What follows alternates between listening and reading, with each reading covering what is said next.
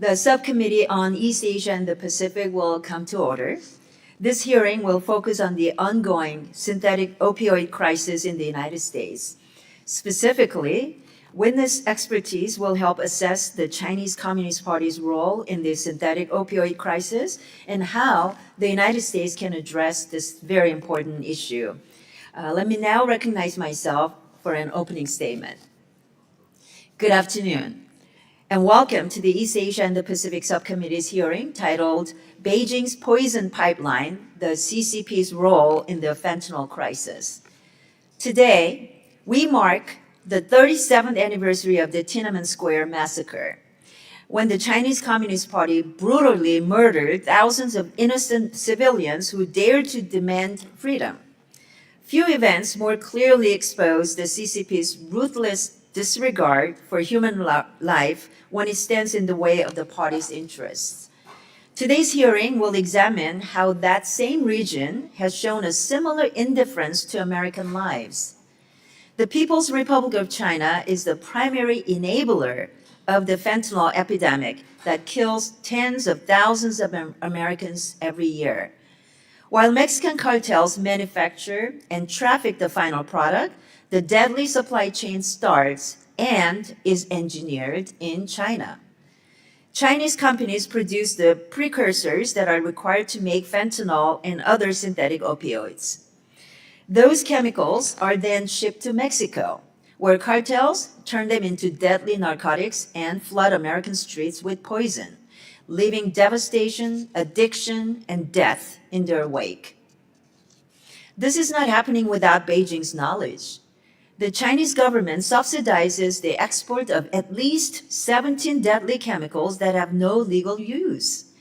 Shanghai provided export credits to one opioid producer, and at least 2 fentanyl producers are owned by the PRC government.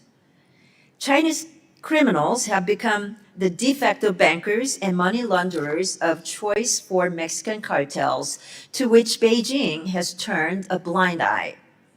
And despite U.S. indictments of 6 fentanyl traffickers in March, the PRC authorities have not arrested those involved. Whenever Beijing announces restrictions on one precursor chemical, manufacturers simply pivot to another. This is not a shadowy operation hidden in underground laboratories. In China, much of this activity is carried out by legitimate companies in broad daylight.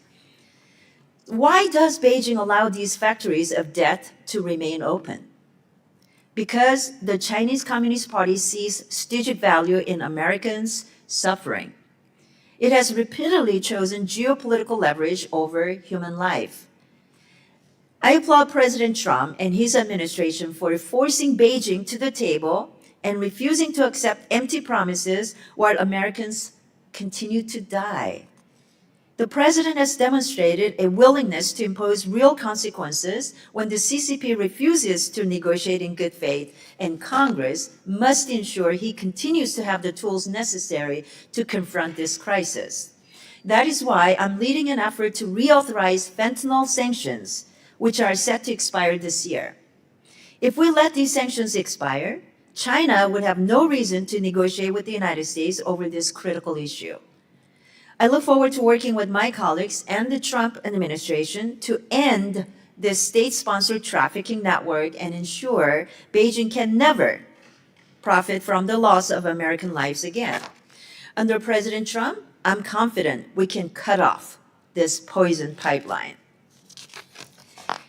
Now, the chair recognizes the ranking member from California, Representative Berra, for your opening statement. Thank you, Madam Chairwoman, and thank you to the witnesses for being here.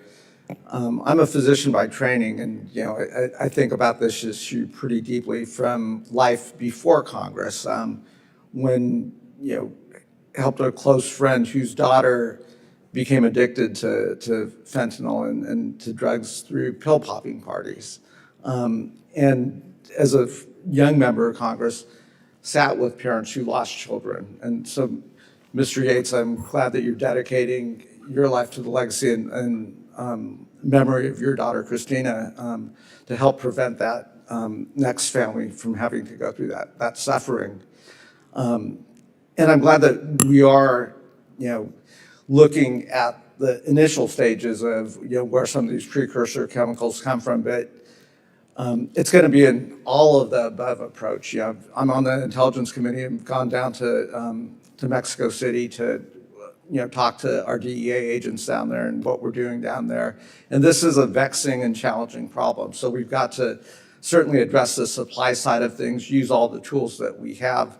But these chemicals and these precursors are readily available, both coming in through China, through Southeast Asia, through Mexico, but also through legitimate means, where they're coming through Europe into the United States, perhaps getting shipped south of the border and then coming back up north of the border. And this is so we've got to address the supply side, but we've also got to put an adequate amount of resources into the demand side to early on getting to our young people, getting into our high schools, getting to our physicians who may serendipitously accidentally get someone addicted to medications. And I've talked to too many young people who started on Vicodin. Maybe they had a high school injury, got addicted to Vicodin, and then moved on to other things. So, both from addressing the issues within Beijing and within China, but I also want to make sure we're adequately providing support, rehabilitation, education on the demand side of things. And it's got to be a whole of effort to make sure we can at least save that next life and all these lives. So this is not a partisan issue. It's an issue that is impacting tens of thousands of Americans' lives every day. And again, I'm glad that you're holding this hearing. I do look forward to the various strategies. I've traveled through Southeast Asia. You do have the criminal enterprises along the Mekong River. You can follow some of the chain of flows of the precursors. Again, very difficult to address because it is very easy to have pill presses get those chemicals and make those pills. So again, I'm looking forward to the testimony of the witnesses. Very interested in thinking through what strategies we may have in mind, certainly sanctions and making sure this is central to any negotiations that we're having with Beijing, but also other strategies here domestically that we could do to, again, address this issue. So with that, I'll yield back. Thank you. Other members of the committee are reminded that opening statements may be submitted for the record, and we are pleased to have a distinguished panel of witnesses before us today on this very important topic, and I will introduce them. First, Mr. David Luckey, the Director of RAND Rural America Partnership Initiative. Thank you for joining us. Mr. Steve Yates, the Senior Research Fellow on China and National Security Policy at the Heritage Foundation. Thank you. Ms. Zhongwen Zoe Liu, the Maurice R. Greenberg Senior Fellow for China Studies at the Council on Foreign Relations. I want to thank all three of you for joining us today. The committee recognizes the importance of the issues before us and is grateful to have you here speak with us. And your full statements will be made part of the record. And I will ask each of you to keep your spoken remarks to 5 minutes in order to allow time for member questions. So let me now recognize Mr. Luckey for your opening statement. Chairwoman Kim, Ranking Member Barrett, and distinguished members of the committee and subcommittee, thank you for inviting me to testify on the Chinese Communist Party's role in the fentanyl crisis in America. This dire issue directly affects Americans' lives, health, prosperity, and national and homeland security. RAND researchers found that 42% of Americans know someone who died from an illegal drug overdose, most of which involving fentanyl. As background, I led RAND's research and analysis for the Commission on Combating Synthetic Opioid Trafficking and drafting its report, which was released in 2022. And more recently, I led a RAND team that helped inform the 2026 National Drug Control Strategy, which the White House Office of National Drug Control Policy released just last month. The United States continues to face a severe crisis from illegal drugs, with synthetic opioids, primarily fentanyl, generally detected in the nearly 45,000 overdose deaths in 2025 alone. Despite recent declines, this threat remains crucial to our social welfare and national security. To continue this decline, the President's 2026 National Drug Control Strategy was built upon two mutually reinforcing pillars: a relentless whole-of-government campaign to attack the illicit drug supply and a whole-of-society public health effort to reduce demand and consumption. Cooperation with China, as well as with Mexico and multilateral partners across the international community, is essential to achieving these pillars and reducing deaths from illegal synthetic opioids such as fentanyl. I'll be summarizing my written testimony to focus on the global fentanyl supply chain and efforts to secure it. Additionally, I'll briefly discuss reducing overdose fatalities and the flow of illegal drugs across U.S. borders, as well as some prevention, treatment, and data issues related to illegal drugs and their use. I'll conclude with some final thoughts concerning the importance of U.S.-China cooperation for reducing the flow of synthetic opioids and their precursors. Considering this problem holistically, the United States should aim to reduce the supply of, demand for, and harms from synthetic opioids by focusing on aspects with the greatest return on investment. I suggest it can do that by disrupting the supply chains of transnational criminal organizations and their financing, improving port of entry and state and local level interdiction efforts, and expanding evidence-based treatment and prevention efforts. For this subcommittee specifically, reducing fentanyl trafficking requires coordinated and prioritized unilateral, bilateral, and multilateral diplomatic and economic actions. The global supply chain for synthetic opioids is robust, diversified, and begins with China as the primary source of precursor chemicals. And while Mexican transnational criminal organizations produce and traffic the overwhelming majority of illicit fentanyl entering the United States, China's role remains strategic, using their precursor chemical supply as leverage against the United States. In attempts at disrupting fentanyl supply, I recommend the following actions: strengthen bilateral and multilateral relationships to target precursor supply chains that primarily but not exclusively emanate from China. Anticipate shifts in supply chains if there is a reduction in Chinese-produced precursor chemicals. Mandate international reporting of all synthetic opioid precursor exports. Enhance international cooperation on chemical scheduling and global surveillance of the entire synthetic opioid chemical supply chain. And develop trustworthy law enforcement partners in Mexico to improve port and border oversight before precursors reach transnational criminal organizations. As China is the primary node in the global supply chain for synthetic opioid precursors, the President has designated China as a major drug transit or major illicit drug producing country. Persistent gaps in regulatory oversight, enforcement, and export controls, however, enable illicit production and export. The U.S. government should consider the following actions to address these gaps. First, elevate the issue of Chinese fentanyl precursor trafficking to the highest level of U.S.-China engagement to focus on greater enforcement through increased investigation, indictment, and sanctions of known PRC traffickers. Second, establish a U.S. policy framework to prioritize direct engagement with PRC central authorities, specifically Politburo Standing Committee members and ministerial and presidential level officials. Create incentives and disincentives for criminal enforcement and reporting of non-compliance. Third, press the PRC for clear regulatory improvements, specifically increase inspection rigor, implement regulatory best practices such as tracking chemical movements, inventory records, and lab logs, and publicize Chinese violations to shame and deter illegal activity. And finally, incentivize the PRC to improve detection at Chinese ports of exit. China claims to have enhanced detection and security at its ports. To the extent that China has and employs these capabilities, the impact on the flow of precursor chemicals is unclear at best, or not being employed to reduce the flow of these precursor chemicals at worst. Regardless, the PRC should be pressed on this and the world made aware of it. I thank the subcommittee for the opportunity to present this testimony on such an important topic that concerns American lives, our society, and our national security. I look forward to any questions that you might have. Thank you, Mr. Luckey. I now recognize Mr. Yates for your opening statement.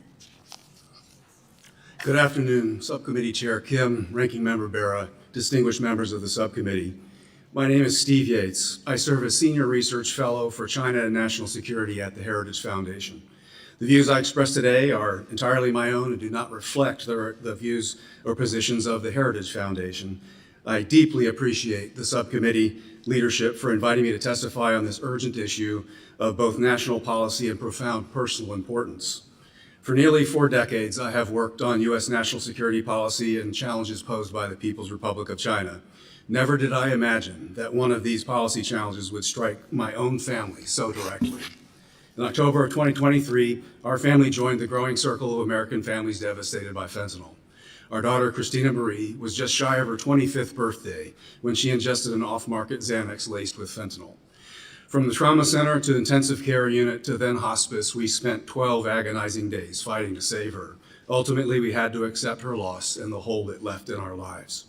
In 2026, there is no other issue in no other country that touches the heart of families in every single congressional district represented in this House. I thank you for making this a priority and discussing the full range of tools needed to provide for the common defense for our nation and our families. The questions framing the hearing today are essential. What is China's role in the synthetic opioid supply chain? What is Beijing's diplomatic strategy for dealing with this?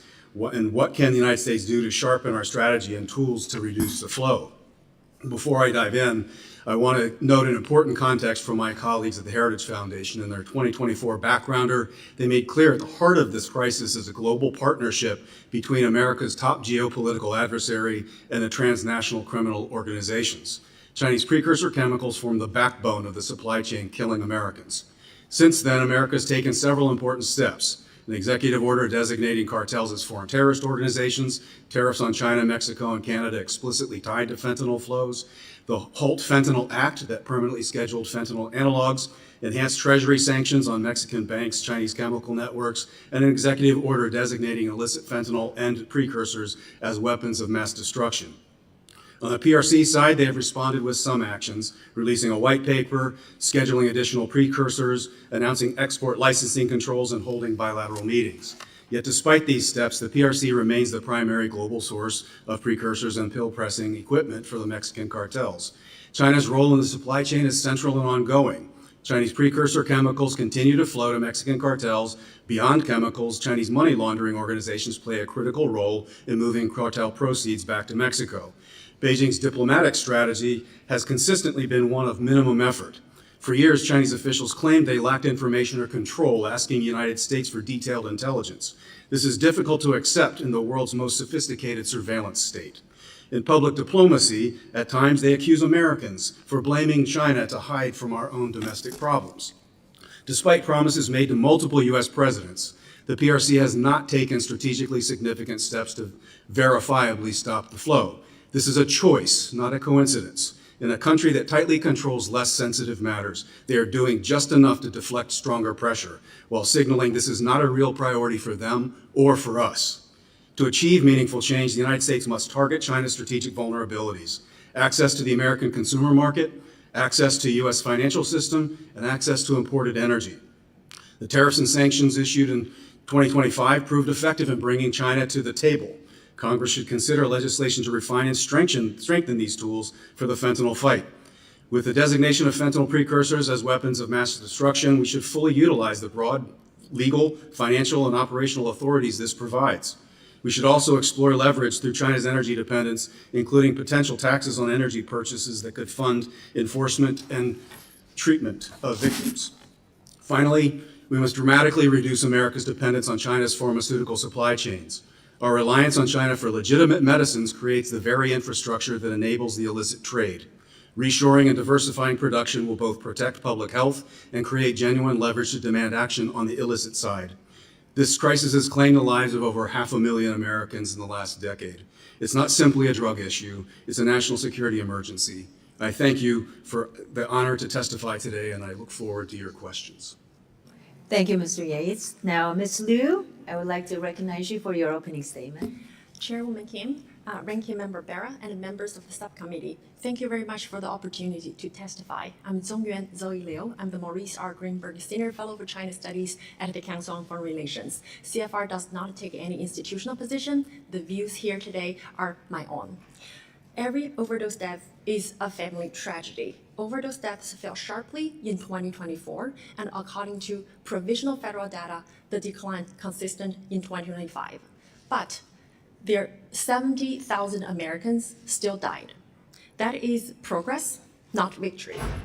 The death tolls have fallen, but the supply chain that make illicit fentanyl easy to scale remain adaptive and cross-border. The point is not that China created American demand. The problem is that China-linked chemical, logistics, and financial networks help make illicit fentanyl easier to produce, cheaper to scale, and harder to stop. The key shift came in 2019. China imposed class-wide controls of fentanyl-related substances rather than chasing individual analogs one by one. That made direct finished fentanyl export from China harder, but it pushed the risk upstream towards fentanyl precursors and the commercial and financial ecosystem around them. That shift changed the policy problem. Precursor control is not like stopping finished narcotics. Many chemicals have legitimate use and move through commercial channels. Traffickers do not rely on one fixed recipe.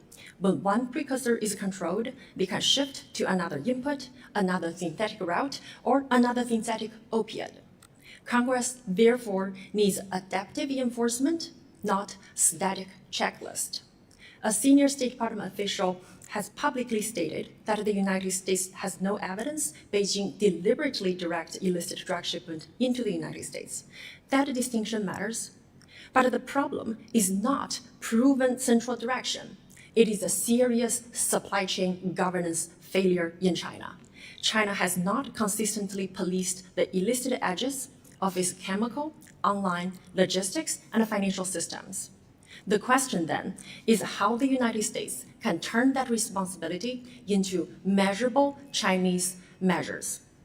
So the Biden administration and the Trump administration used different tools, but not on separate tracks. Biden rebuilt the counter-narcotic channel after San Francisco, giving Washington a way to press Beijing on chemicals and enforcement. But that channel had a limited time to prove durable result.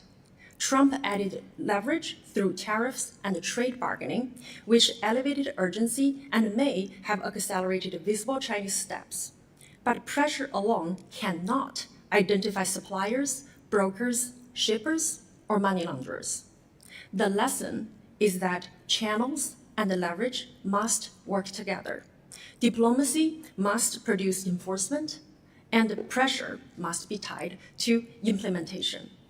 My written testimony provided 8 recommendations, but for the time available, I'll focus on 3 congressional levers: oversight, multilateral enforcement, and financial disruption.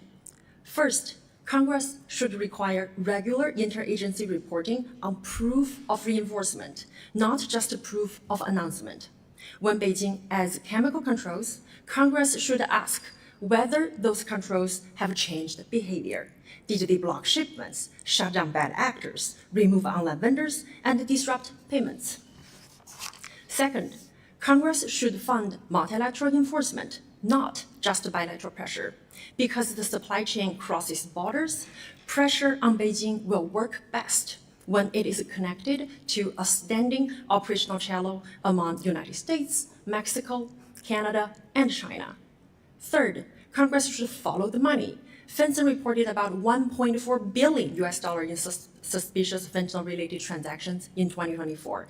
Anti-money laundering enforcement should be central to fentanyl enforcement, especially where high-risk chemical suppliers, buyers, and payment channels intersect.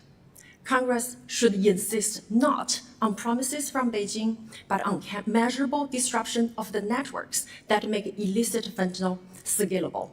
Thank you for the opportunity to testify. I look forward to your questions. Thank you to all 3 witnesses for your very comprehensive testimony. I think there were very good recommendations also for Congress as well. Let's dive into those. My first, I'll give myself 5 minutes of questioning too. First, on the topic of illicit financing caused the fentanyl crisis. China isn't just creating the precursor compounds at the heart of the fentanyl trade. PRC entities have also become the go-to money launderers of choice for the cartels. China has done nothing to stop that, though. And we talked about that. You also mentioned that in your testimony. So, Mr. Yates, why hasn't the PRC government cracked down on domestic criminals that undertake these activities? Well, I think that the short answer to that has to be because it doesn't matter enough to them. They don't stand to lose enough in lack of enforcement. We have taken all of the pain, and they have taken all the patience. I think that going for the finances is vital. In the post-9/11 environment, when we were looking at counterterrorism strategy, going after finances was one of the key tools put in place. And that's why I think the labeling of illicit fentanyl precursors as WMD opens up a range of tools that should be used. They can be used as leverage at different points. It was used as leverage in the North Korean negotiations to try to push back on their nuclear weapons program. We designated 2 Chinese banking entities as primary money laundering concerns. That struck enough of a dependency cord that China brought North Korea to the negotiating table. Leaving aside where those negotiations went, it proved that leverage can work to force a conversation. It also proved that it mattered enough to us to use what is essentially a financial nuclear weapon.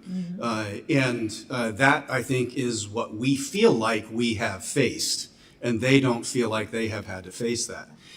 Now, when it comes to can they find things in their own country, again, this is the most modern tech advanced surveillance state known to mankind. They can find images of Winnie the Pooh on a protester in Hong Kong. They can find these things. This is 100% an issue of will, and have we made it cost them enough to have to do these things in a verifiable way?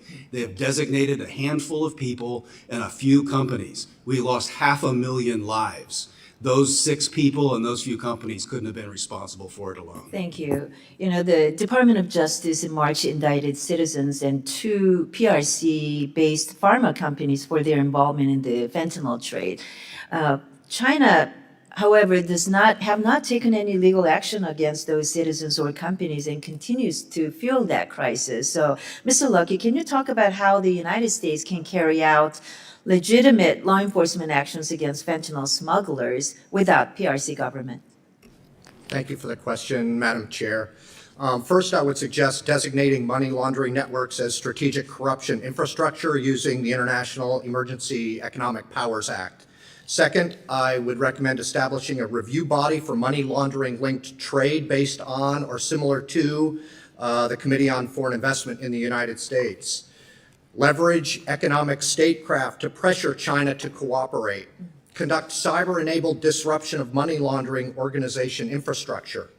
Explore alternative mechanisms to the yuan to dollar conversion to displace demand for illegal funds. And finally, tailoring cryptocurrency tracing and enhanced analytical capabilities to counter the illegal financing of the transnational criminal organizations. Thank you. You know, last year, Treasury Department sanctioned multiple PRC firms and drug traffickers for their role in the fentanyl supply chain. Actions like these communicate clearly to Beijing that synthetic opioids are weapons of mass destruction and they must be treated as such. So I want to ask both of you, Mr. Yates, first, can you describe to us the role that sanctions are playing in punishing and enforcing against fentanyl traffickers? And Mr. Luckey, what would happen if the discretionary sanctions from the Fentanyl Sanctions Act were to expire? We don't have much time, so if you can be succinct, please.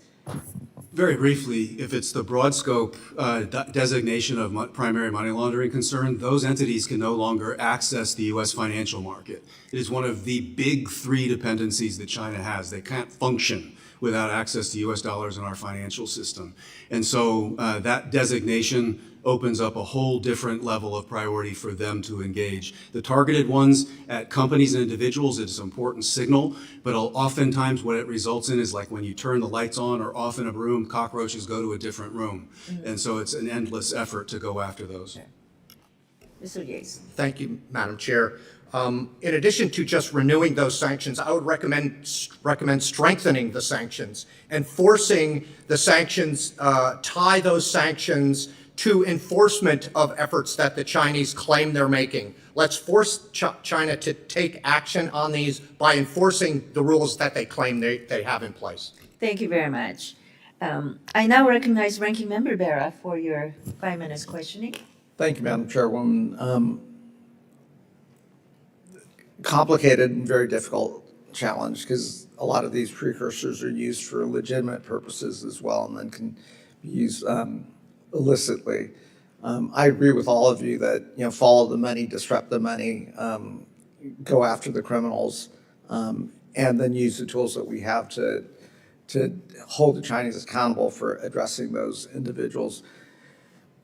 Ms. Liu, you talked about a reduction in the number of overdose deaths. One death is still one too many, as we all point out. I think it's my understanding that we are starting to see an increased impact in Europe, in Australia, and other parts of the world. Is that an accurate statement? Yes, but so far we do not really have concrete evidence directly connected to causality. Okay. And as we increase the penalties and we go after the criminals and we go after the cartels, I guess to either Mr. Yates or Mr. Are we seeing those cartels starting to diversify? And I guess the gist of my question is this has to be a multilateral coalition, an effort of multiple nations working on this. Are you saying? Well, certainly when enforcement at our border to the south increased, there was a migration of some of these flows to Canada, and then we began to see a little bit more of the flow down from Canada in the United States. And when we start enforcing the transport by air, it moves to sea in other ways. It's a constant effort. That part I think we just have to accept as part of the challenge of illicit narcotics and sort of organized crime operating in a modern world. I still think that there is value in pressing very, very hard at the source. And I think that it's definitely the case that this has begun to move to other societies. It was very conspicuous for the first several years of this crisis that it was almost entirely in the United States, overwhelming our healthcare system, overwhelming any kind of treatment, overwhelming law enforcement. But it has started to show up in other countries of Asia, other parts of Europe, and we also need to get at an issue of how it is counted. Someone can go to the emergency room or trauma unit for a lot of different reasons. A little bit like COVID, that there can be multiple factors. And it's only if there was a crime scene that a medical examiner's report is required. And so we're probably undercounting in a lot of different ways. And so how we factor this is important, but also we would probably know more in other countries if they were accounting more effectively too. And again, the intent of my question is if we're going to use sanctions, the sanctions will be much more effective if our European allies, other Asian allies, others are with us applying the same pressures and point. Are we seeing fentanyl utilization in China increasing, or are they feeling the pain that so many American families are feeling? Representative Barra, while I haven't done research specifically on that, and as we all know, China is a very closed society, and we don't have that information, what we think we're seeing is a very limited use of fentanyl within China. Getting back to your previous question, though, again, we haven't done specific research on this, but what I'm seeing is the transnational criminal organizations starting to diversify. And one of the main challenges of synthetic opioids is the ability to produce novel substances very quickly and very easily.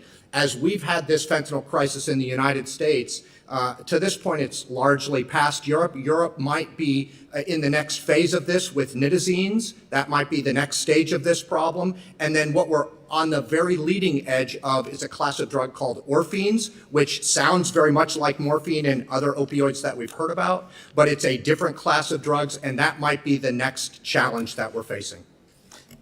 And then just, again, thinking about the prevention, education, treatment side of things, I do want to we should do everything we can to address the front end, the supply side, but we should also do everything on the prevention side. I do worry a lot about the counterfeit medications that may be legitimate medications that are coming across that are now laced with fentanyl and the accidental deaths that are taking place. I don't have a lot of time, but if there are strategies and things that we should be thinking about that. Sir, that's a great question, and our view at RAND is we view this wicked problem as an ecosystem made up of three main components in the equation: reducing the supply, reducing the demand, and reducing the harms from these illegal substances. And we need action across all three aspects of that to have the greatest effect on the problem. Gentleman's time's up. I now recognize the gentleman from Guam, Representative Moreland, for your 5 minutes of questioning. Thank you, Madam Chairman. Thank you to the panel. I appreciate your testimonies, and a lot of our conversation deals with these bad drugs coming into CONUS. But as you know, for Guam, we're on the Indo-PACOM side, even closer to China, and we still get those drugs there. I'm wondering with your interest and your understanding, is there something you can help us with, being so far from CONUS, with the protection against the first island chain, especially the second island chain? We are seeing these drugs have a great effect on our communities, and it's doing what the PRC wanted it to do. So I appreciate all your inputs. If you'd like to start first, sir, to the left. Sir, while I don't have specific recommendations for Guam, I think the recommendations that I would suggest regarding this problem for the rest of the United States and the rest of the world apply equally to Guam as elsewhere. I think it's vital to increase the state to territory collaboration on the homeland security kind of challenges. Trying to keep the information sharing about how these things are transported is ever changing. It's going to be a constant effort to try to keep up with what are the dominant lines of trafficking of these different kinds of substances.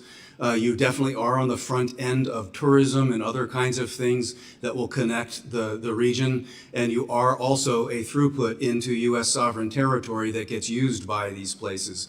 But whether it's DEA and Homeland Security collaboration, I think that there are lessons at the state and territory level where people are closer to where the action is happening, closer where the families are, that you might actually have some best practices shared better there. And you would know better than I what venues would improve that kind of collaboration.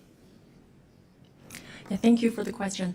I visited Guam last year myself, and the route that I took was surprisingly convenient, I have to say. The route that I took was from Beijing, jumping on an airplane, to Seoul, Korea. And if I didn't get on the plane from Beijing, I could have get on the plane from Yantai. And that plane go to Korea only took less than an hour. So the point I'm trying to make is that the supply chain dynamic from China to Guam is surprisingly close and short. This is why I recommend Congress to request interagency information disclosure, and more importantly, trying to follow up whenever China put on something under control, try to see if it has changed the behavior or not. And secondly, I think it's very important to increase supply chain transparency, especially multilateral cooperation effort. Thank you. Thank you, all of you. Thank you, Madam Chair. Great. Let me now recognize the gentleman from Rhode Island, Representative Almo. Thank you, Madam Chair. Thank you, Ranking Member.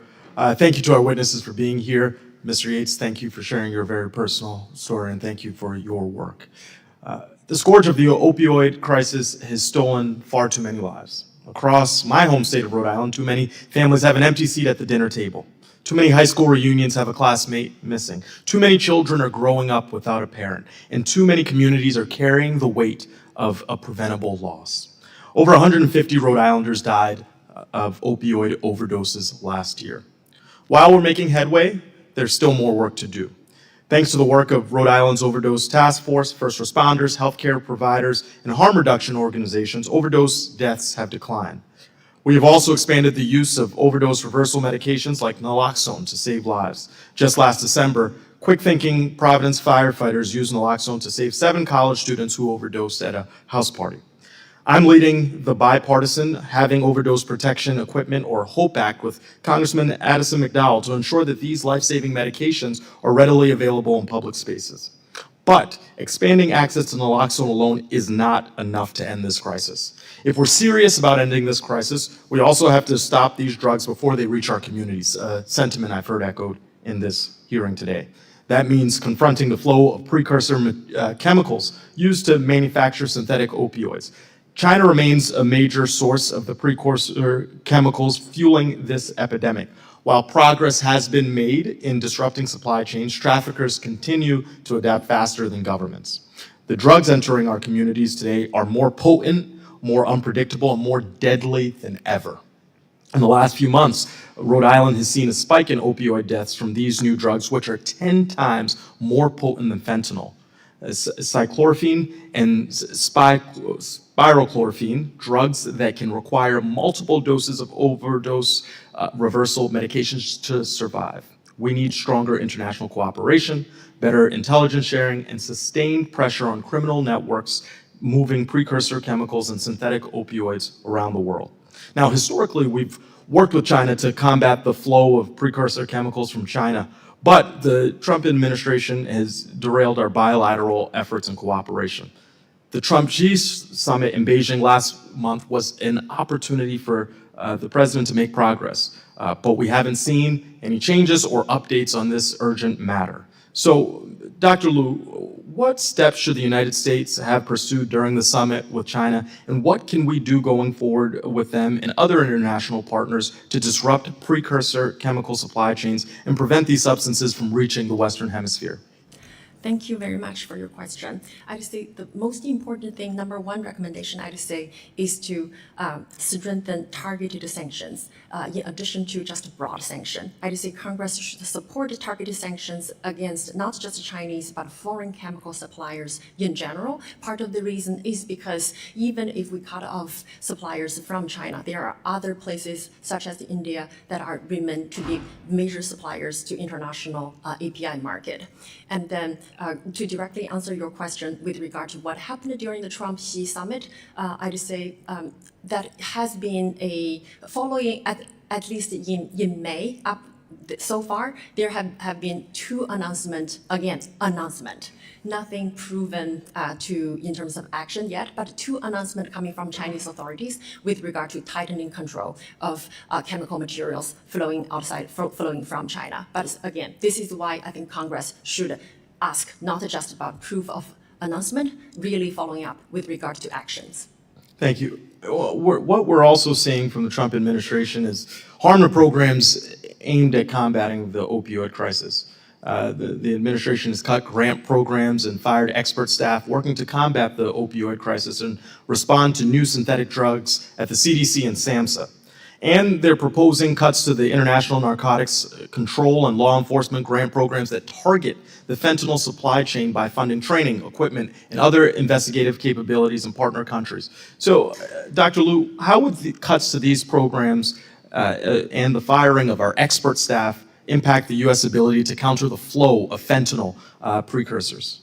Unfortunately, funding cut directly reduce not just the expertise that can identify the flow of fentanyl trafficking, but also just the human power that we can afford to literally put people on the ground, put people in the lab, put people in the hospital, put people staffing schools to educate the children. And this funding cut directly affect how we can educate our children in terms of the danger of early drug addiction. And this is where I want to address Representative Barra, your question with regards to what extent China is suffering from fentanyl crisis. I have to say, this is where China has a comparative advantage relative to America. They have within China's education system, counter-narcotic start from kindergarten level. And this is why I think Congress should fund not just funding program for hospitals, for preventative cares, but also fund school programs that can make sure our children are aware of the danger. Thank you. I appreciate that sentiment and our work to protect our children and people of all ages from this terrible drug is so important. So I am grateful for your work and I yield back. Thank you. I now recognize the gentlelady from South Carolina, Representative Biggs. Thank you, Madam Chair. And I'm grateful for our witnesses for being here today. So many families across the nation and across my district have lost loved ones because of the fentanyl crisis. I was sitting here, Mr. Yates, when you were talking about your personal story and thinking of people that I knew personally that have lost children or children that have lost parents, or as late as Saturday, I was at an event and talked to a gentleman who had just lost his wife, who I had recently met within the past year. And the stories are heart-wrenching, and they're real, and they're happening in our own backyard. And it's critical that we do something about it. Many American biotech and pharmaceutical companies, they're operating clinical trials in China.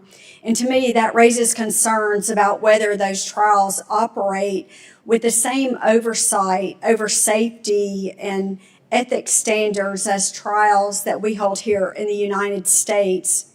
If the FDA then approves these products, despite safety and ethics concerns, they should enter the United States. They could enter the United States and cause harm to the individuals that we've been discussing already. So, Mr. Yates, should the FDA tighten the requirements for approving chemicals that underwent clinical trials in China, in your professional opinion? Well, I do think that having better standards, better transparency, better accountability across the board is going to matter in anything that has to do with exchange from China. Quality control is a major concern of having China as the dominant supplier of a lot of medical goods. I lived through the irony of my daughter being put in the ICU by illicit fentanyl, and the primary pain relief treatment for the brain swelling due to oxygen deprivation was legal fentanyl. And so we have these dual use areas. And so having the standards for the legal system doesn't protect you from the illicit supply chain. And that's why, to me, the most important strategic move has to be strategic decoupling from China on the pharmaceutical supply chain, at least minimizing overdependence. If we have a diversity of dominant supplies, we'll have a diversity of enforcement mechanisms. It will make Beijing's lack of enforcement, lack of standards on this illicit supply chain stand out better, and it's less of a US versus China issue as it's best practices by many countries versus one that is not a responsible stakeholder. Thank you for sharing that. My background is in healthcare. I'm also a psych mental health practitioner.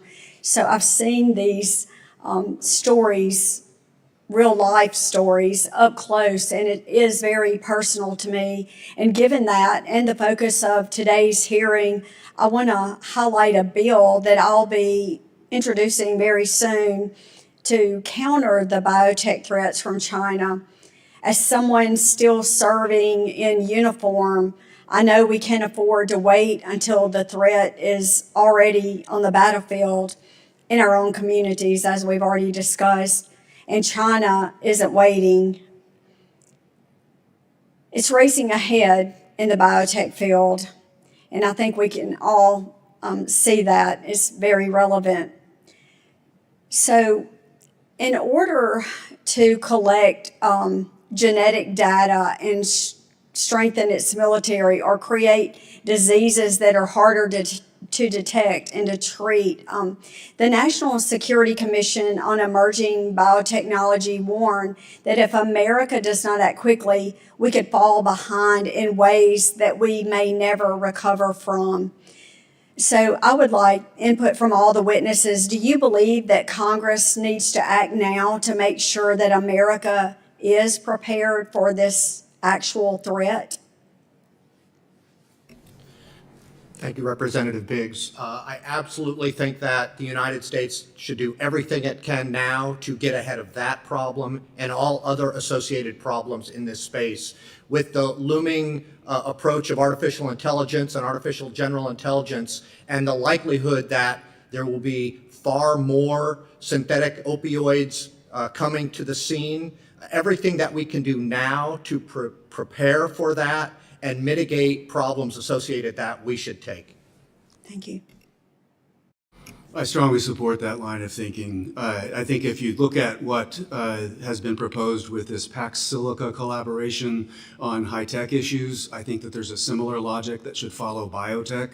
And ultimately, the logic behind it is getting the world's most advanced responsible stakeholders to accentuate cooperating among each other, to set sort of the rules of the road, be transparent and accountable with one another. And if China wants to rise to meet those standards, then maybe you consider having China on the inside, but you need to earn your way in to the circle of trust by performance. And that there's enough gravity among the wealthy, developed, strategically and technologically advanced countries to move this along. And I think we have new interests among our Arab allies in the Middle East, parts of Europe, and other key countries in Asia that could form the bedrock for this. And hopefully that positive agenda of setting standards and effective performance is a way of inducing China to behave better, together with the stick that we have with penalties for failure. I support the idea that Congress should act now and take all the measures possible to reduce our vulnerabilities in the context of protecting American lives. But the caveat here is that drug development does not only happening here in the United States, unfortunately. And our vulnerability, not just because we are not necessarily losing innovative edge, is also because in the current context of AI-enabled drug development, China simply has way much more data, way much more industrial power, industrial capacity, industrial policy capacity than us. So from that point of view, I do think this is a very urgent issue. However, we cannot completely cut China out of this entire supply chain. Now, I wanted to highlight. Thank you. I'm sorry, but I'm out of time, so I'll yield back. Thank you. Thank you. So we're going to go for a second round of questioning, and I'd like to talk about China. They already know they are facing tremendous legitimate criticism for their role in the fentanyl supply chain.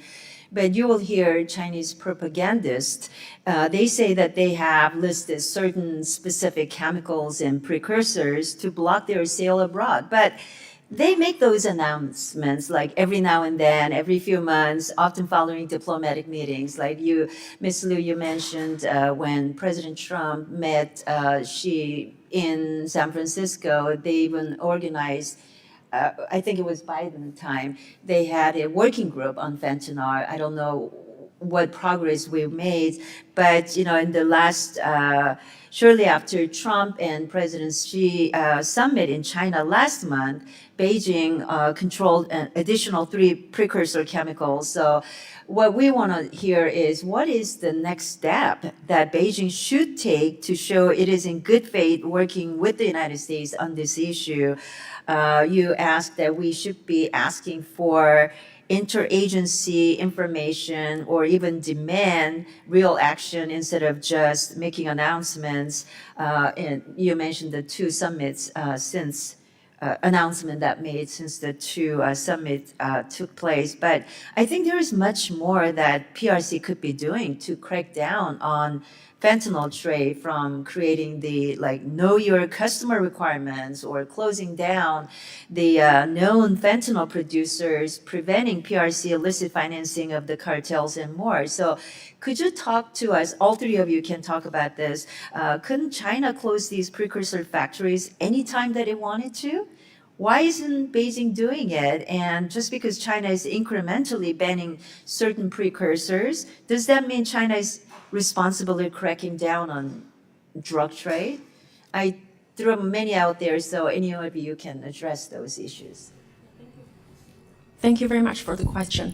Theoretically speaking, yes, Beijing can, but in practice, there is this old Chinese saying, wherever there is a policy from top, there is always countermeasures from bottom. And this is why I say a fentanyl crisis, especially with regard to the supply chains, is really a governance failure inside China. China hasn't been consistently policing the entire supply chain. And on top of that, because of biotech as well as a pharmaceutical industry is a key area of industrial policy. As a result, you have local government incentivized industrial firms at a local level. They compete against each other. From that point of view, it's very hard for the local government to police their own companies, period. So from that point of view, I'd conclude by saying that this is why we need to demand follow-up, to demand change in behaviors. Thank you.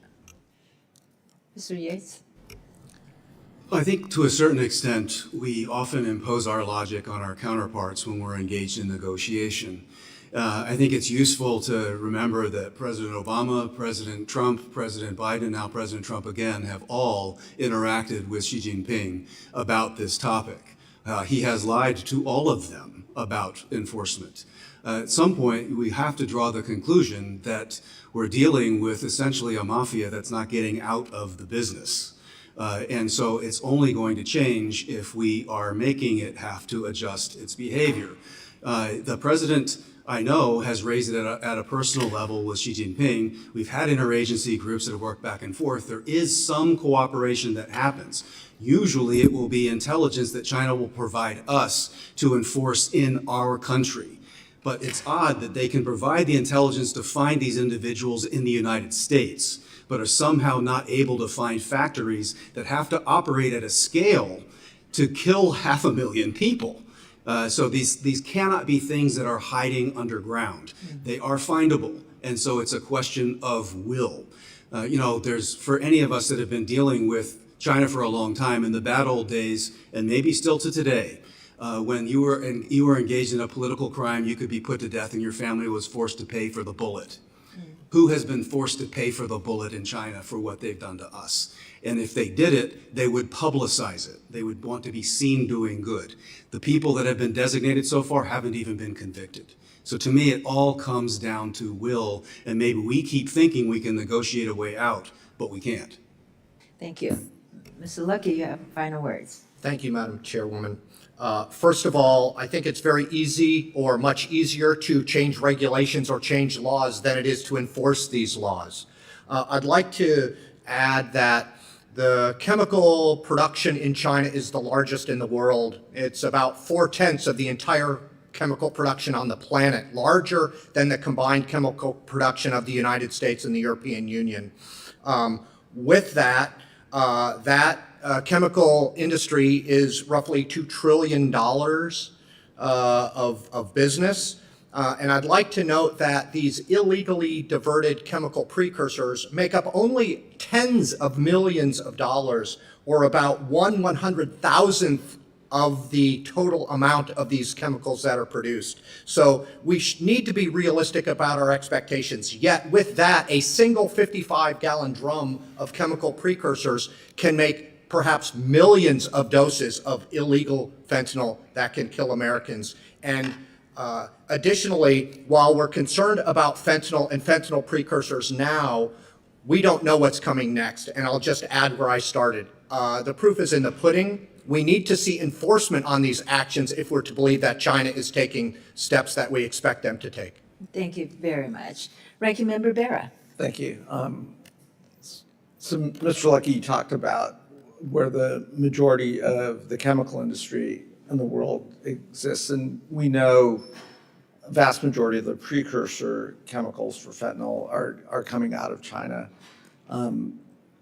A lot of these chemicals have dual use as well. So I guess I would ask each of the it's not my impression that there was an initial intent as they were building this industry to say, okay, these precursors are going to go into fentanyl, and fentanyl's going to intentionally cost the American a number of lives. Criminals are very creative. They realize the profit margin in this was great.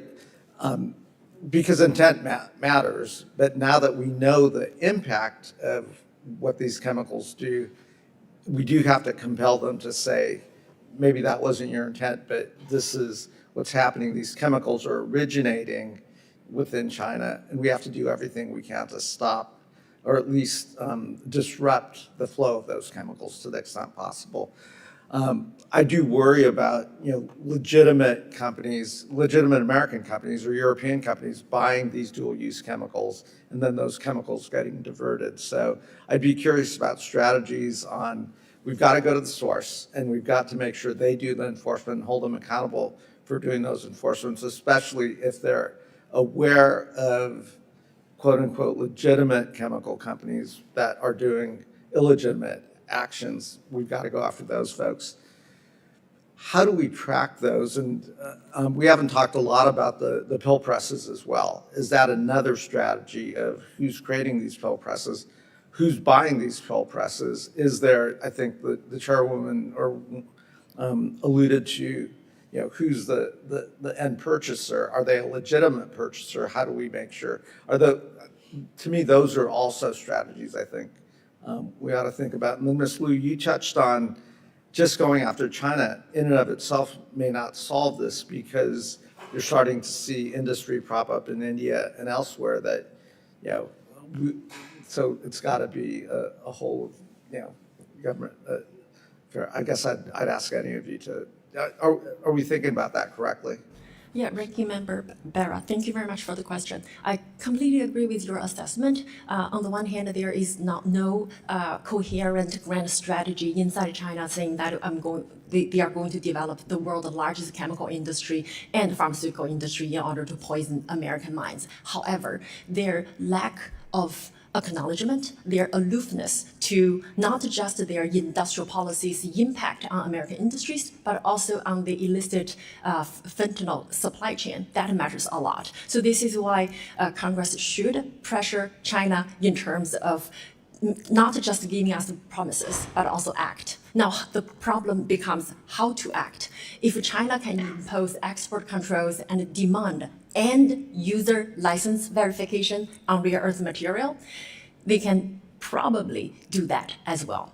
Now, the problem of going down that route is that it's probably going to trigger a lot of negative consequences across the entire pharmaceutical supply chain, precisely for the reason you mentioned, because a lot of these chemical ingredients, they are not just APIs, they are input to other materials. So from that point of view, I think we should be very careful in terms of what are the chemical ingredients that is most critical and very unlikely, very hard to be substituted to make synthetic fentanyl. And just to follow up on that, I assume we can identify 2 or 3 very critical elements as opposed to targeting 40 elements, 2 or 3 that are critical to the chemical nature of fentanyl and target those. Well, I think that the answer to that today is yes, but that's going to be a moving target. And that's why I think trying to build up the infrastructure to be able to monitor the flow of the material, but also to monitor the interaction with finances and other tools are going to be vital because there will be a fentanyl 2.0, so to speak. And so it's vital that we solve some of these issues in this current stage because there will be more. But ultimately, I think we have to begin at the beginning. We have an overdependence. There is a monstrously large manufacturing supply chain in one country. That by itself creates a number of challenges. You don't have to be for or against China, China good or bad. It's a bad idea no matter what. I still, though, think that beginning to address the problems does begin there because they are so large. Yes, there will be ancillary markets that pop up elsewhere, but if you demonstrate seriousness and effect with China as it is now, that will shape the behavior of the governments in the other jurisdictions about working with us and enforcing in the early stages before it gets too big. May I ask a slight follow-up question? One of the things I worry about, and Mr. H, you alluded to it, in the methamphetamine space, we went after Sudafed, right, and clamped down on Sudafed. The chemical nature of meth has changed dramatically in terms of how and it's become more toxic in terms of neurocircuitry and everything else. And I do worry about that component of it. And Mr. Lucky, you've alluded to some of that as well, that, if we go after the fentanyl today, you will then get fentanyl 2.0 or 3.0. And I think we're seeing some of that in our own streets. I've read about in Philadelphia a much more addictive and destructive form of fentanyl starting to pop up. Thank you, Ranking Member Barrett. Interestingly enough, throughout Southeast Asia, China is the leading producer of precursors for methamphetamines as well. So the chemical industry in China is obviously not just producing precursors for synthetic opioids, but precursors for other illegal drugs. And while we need to press China on enforcing the regulations and laws that it has in place, we also need to be working with international bodies such as the United Nations Office on Drugs and Crime and the International Narcotics Control Board to assist them in getting ahead of the next crisis that we might be facing. Because, for example, the chemical industry in India, while not nearly as large as that in China, is even less regulated than that in China. So what comes next could be, in fact, worse than what we're seeing now. Thank you. Great. Let me recognize Representative Moylan for your additional questions. Thank you, Madam Chair. I'm just reviewing this report here. The Chinese, according to China Committee report, the Chinese government directly subsidized the export of at least 17 illegal narcotics that have no legal use. The PRC government even owns multiple fentanyl exporters. And this, of course, is not the behavior of a state that's working in good faith with the United States to crack down on fentanyl trade. So we're talking here about a government that is directly supporting a supply chain of death that kills tens of thousands of Americans per year. And the State Department reported in September that this support is still ongoing. So, Mr. Luckey, do you see any signs of China discontinuing this activity in support of fentanyl trade? Thank you for the question, Representative Moylan. I just focus on the fact that while I haven't done specific research on this recently, it's perceived that most of the traffickers of these precursor chemicals that are being used to produce illicit fentanyl are not large organizations. It's not major criminal organizations, and in fact, it's likely very small single person or single family run organizations. So the challenge is far greater than it might first appear, which makes redoubling the efforts even more important. On the other hand, regarding criminal money laundering, Chinese money launderers are perhaps the largest money launderers in the world. And so that would be a larger body of criminals that would be more easily affected by sanctions. Thank you. Mr. Yates, when most picture the drug trade, they think of secret drug labs in the dark corners, far away from law enforcement. But in China, factories producing fentanyl precursor appear from the outside to be perfectly legitimate businesses. They have open doors, receptionists, and the like. Couldn't you say Beijing is allowing the trade that is killing so many Americans to happen in the open? It's hard for me to judge that fairly because I feel personally affected. I feel an intent where others may not see the intent, but I think the net effect is the same. What the Select Committee on Strategic Competition with China found was an immense amount of evidence that the government had written into its own regulations to reimburse the value-added taxes that were related to these transactions. And so when you have illicit gangs engaged in something, that's one thing. But when you have the actual government writing code that gives tax rebates to the companies that are involved in something that is illegal in China and illegal to export, it gets back to that fundamental question, are you negotiating with a government counterpart in good faith? And my answer is no. Thank you. Doctor, what specific indicators would you demonstrate that Guam is at an elevated risk due to our strategic geographic location as a destination or transit point for the flow of precursor drugs? Thank you for the question.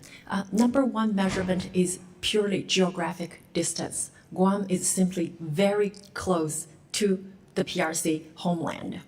And number two, just looking at the condition of hospital facilities on Guam, and that literally makes Guam vulnerable. And thirdly, looking at human trafficking as well as the flow of people, even not just talking about human trafficking, just the natural flow of people. If Chinese people were able to walk the line and then go across Mexican border, come to US mainland, then there is another possible route. If they could potentially get a visa and then land in Guam through transit hubs like Seoul, and then the natural consequences could be imagined if that tourist visa holder turned out to be a drug trafficker. So from that point of view, geography, the condition of a hospital and the healthcare, as well as the visa or the blurred boundary between illegal and the legal immigrant makes Guam vulnerable. Thank you. What do you think how can we deter possible exploitations by transnational criminal organizations? There are two perspectives, I would say. One is from counter money laundering perspective, and this is where I think the PRC would have strong incentive to work with America, because money laundering and directly related to a Chinese capital flight. And then secondly is about pressuring China to reduce their industrial subsidies to the chemical industry. Thank you, all of you. Thank you, Madam Chair. Thank you.